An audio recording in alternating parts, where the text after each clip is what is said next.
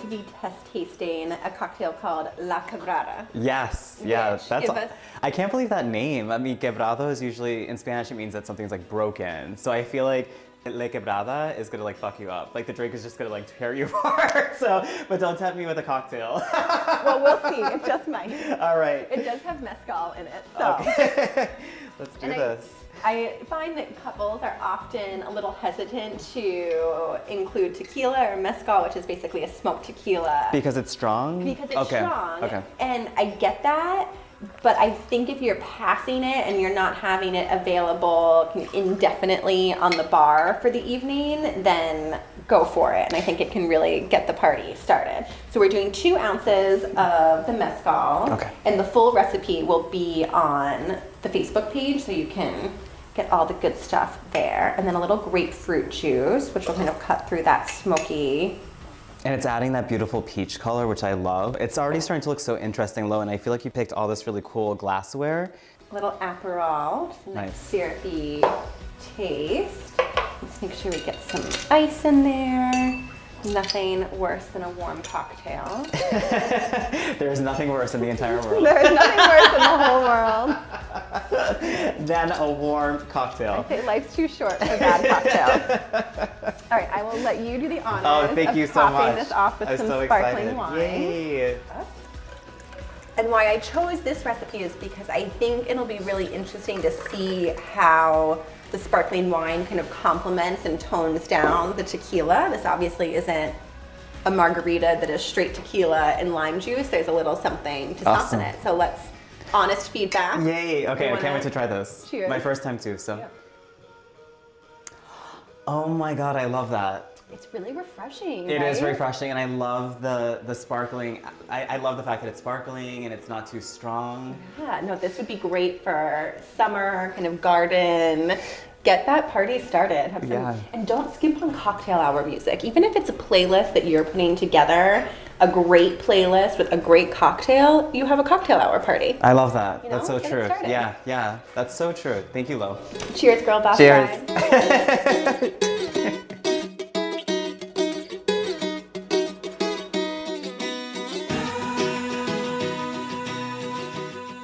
All right, Jimmy, let's dive into wedding florals.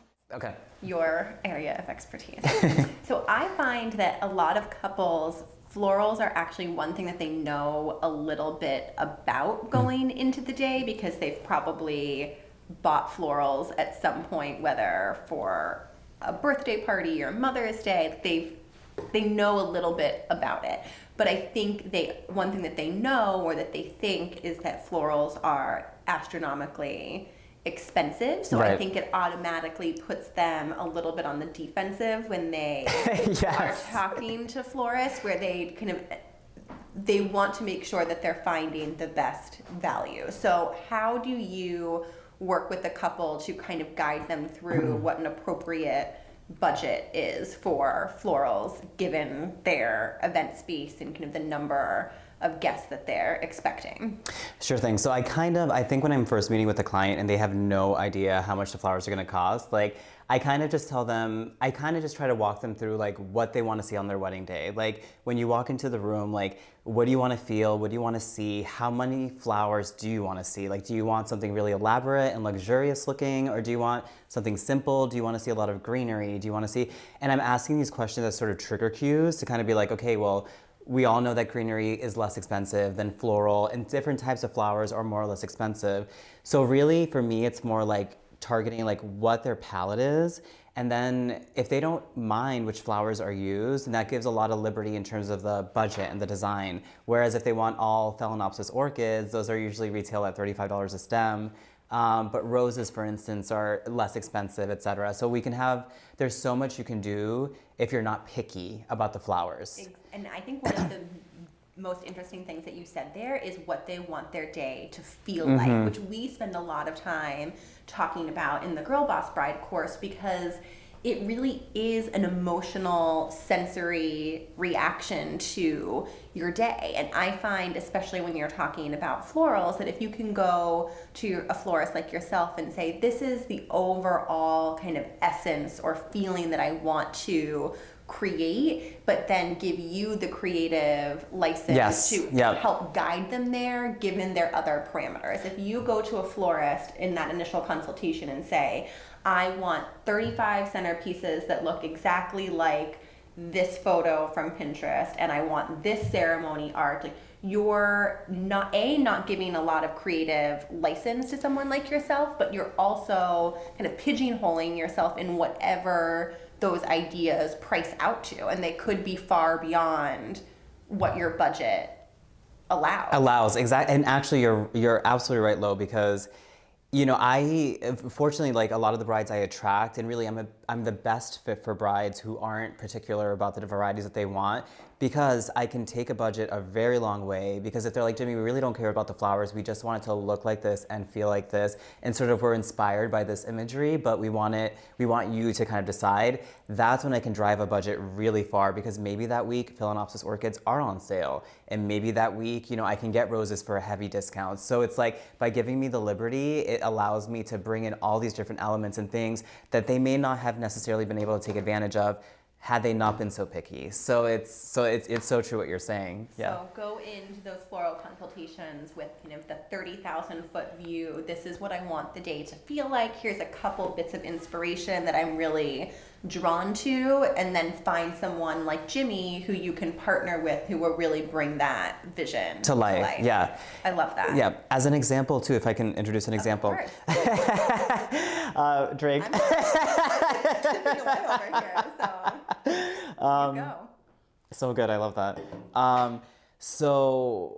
Yes, just yesterday I had a consultation with a bride over the phone, and she had described what she was looking for, and I was like, she was kind of like, I could feel that guarded sensibility with her, and so, I was kind of like, well, what are you thinking? She was like, I really just love candles. That's another little trigger for me when a bride says, I really love candles, meaning they're thinking of a non-floral decor element that isn't as expensive as flowers but could still make their event look nice. And hey, I love candles. I think it's fabulous. An event of all candles can look really beautiful, especially when you position the candles on gorgeous candlesticks or housed in hurricanes. There's so many ways to make it look nice, as I'm sure you know. But I remember saying to her, okay, that's fabulous. Like, we could actually repurpose the ceremony candlelight onto the tabletop, which A, will give you more savings, and B, but I can make it really interesting. I can position some candlelight on mirrored pedestals and do really cool things, and maybe bring in metallic candelabras, like other candle decorative pieces that you may not have thought of. And then she's like, yeah, and my fiance, actually, he was thinking he might want some flowers. And I was like, oh, well, in that case, and then she was like, yeah, we're thinking jewel tones, and I love jewel tones so much. And I was like, oh, then if you don't want a lot of flowers, but you do want to see flowers, why don't we create like a beautiful statement piece, like an art piece, like a decorative moment that can be positioned somewhere in the room that guests have to see, because we'll position it somewhere that will confront them. And it could just be this beautiful visual piece that you'll love, they'll love, and be talking about all night long, but you're not doing $1,000 worth of flowers on every centerpiece, so. I love that. I think one of the things that I try and encourage the girl boss brides out there to think through is what that moment when your guests walk into the room, and when you walk into that room for the first time, imagine it as a whole space, which is different than thinking about each individual table. Yes. When you think about each individual table, while that is important, if you try and make each table as beautiful as it can be, I think that's where you start to see the dollars and cents add up. Where if you think about the room as a whole, it gives you license to do something, whether it's around the dance floor or as a band or overhead or as a bar, where it's like a moment, like create a moment that people can't miss, and then give yourself permission to scale back. And that's on what the people, individual tables. And that's what people will remember. Completely. They'll remember the moment, the feeling. The feeling. Yeah. It's much more of a sensory reaction than a visual. Yeah, agreed, reaction. Wholeheartedly. And I think the other thing that I loved about the candle lighting is, especially if you are having a wedding of more than 50 guests, which is pretty typical, I encourage you to think about creating at least 2 different looks for your table. So instead of all of the tables being an exact replica of themselves from a centerpiece or decor perspective, have one be more floral driven and the other be something that is a little bit more tangible, or like a collection of things. Like I love that. I candles, love that. or I love that. We've done things with books. If you're Yeah, the if that terrarium speaks to your vases, like it terrarium, just every exactly. little, like all these little like decorative objects that you like create an assemblage of like things. Like I'm doing a wedding where every centerpiece is different and it's 20 tables, but they're different because everything is gold metallic vases and objects and candlesticks, but they're all different. So it'll be fun. Yeah, Unexpected. and I unexpected. think that unexpected element, especially if it's something that speaks to you and the couple, like if it feels you're right. some like very true to you, then that moment I think goes that much further. For sure. Oh, good. So Yeah. what would you say if you're trying to guide someone on how to stretch their floral budget as far as they can? What's your kind of top tip for getting the most bang out of their floral budget? The best tip to get the most out of their floral budget is to be very open-minded, to allow the designer that they're working with to be creative and to kind of show imagery that inspires. And then, because, if you're working with a designer who offers to showcase a prototype for you, you're going to see what the prototype is going to look like for the day of your wedding. So I think that during the design process, just be very open-minded,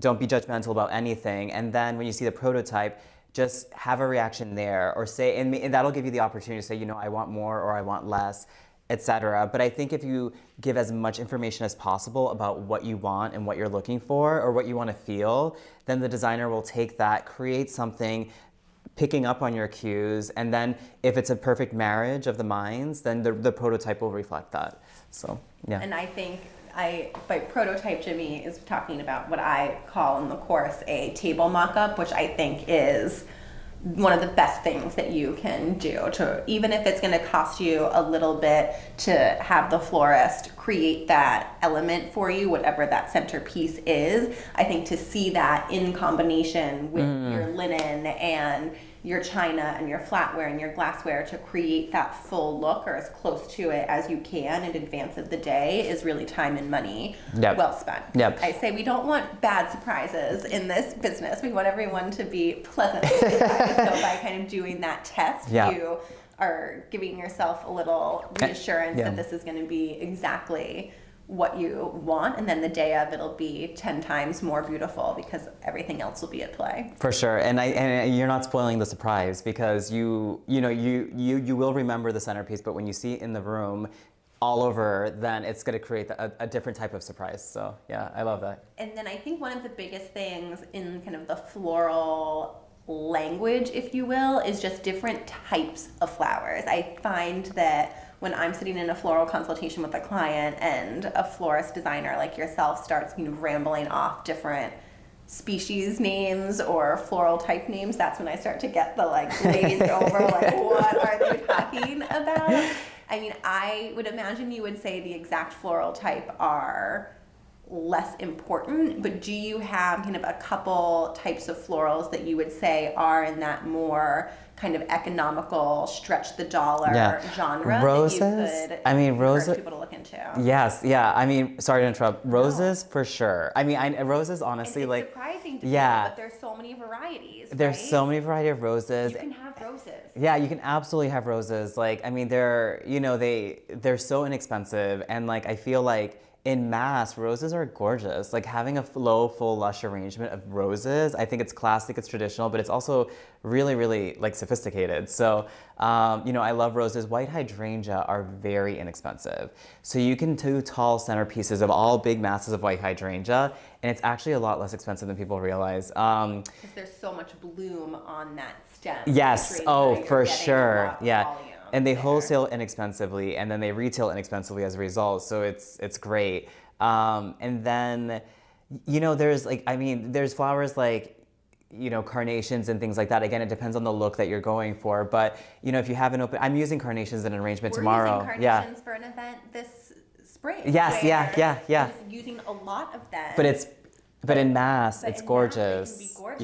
Yeah. Especially totally. I love a white carnation. It feels less kind of grade school Valentine's Day. Yeah. That's what I think of when I think of carnation. And they smell really good. They do smell and they really last good. forever.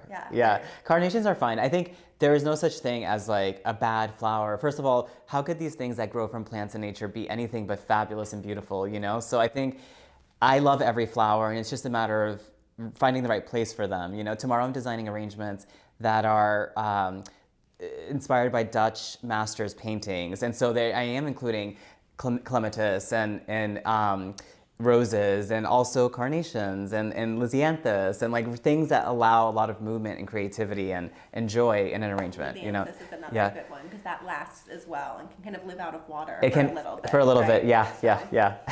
There's your species name. We'll Yeah. type those up under the video, but just so you can have a little bit of information to kind of talk the talk, as we like to see, because I find that people just get overwhelmed by the process, and that's It can be overwhelmed. No, you're right. Yeah. Demystify. There's a lot of this. You're 100% right, because there is a lot of mystique around it. It's like flowers. Like if you're not a designer, you don't go shopping for flowers on a regular basis, you're not in tune with that world, and you've never had an event before, I think the whole floral process can be very intimidating, but work with somebody who makes you feel comfortable. 100%. Work with someone who will answer your questions, and if they see the glaze over expression on your face, will stop talking, pull out their phone or iPad, and show you an image of what they're talking about, because that will A, allow you to feel comfortable with them, and B, you'll have